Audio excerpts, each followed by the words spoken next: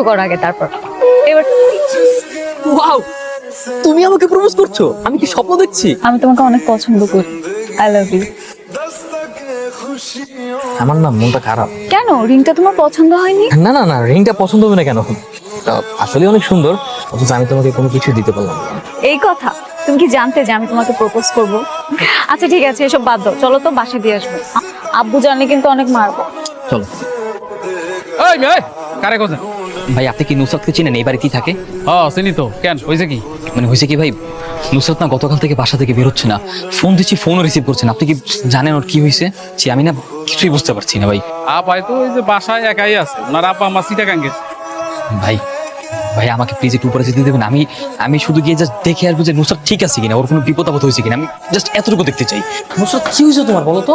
তুমি বাসা থেকে বেরোচ্ছ না, কল রিসিভ করছো না, কোনো কন্ট্যাক্ট নেই। আমি তো পাগল হয়ে যাচ্ছি। কি হয়েছে বলো তো?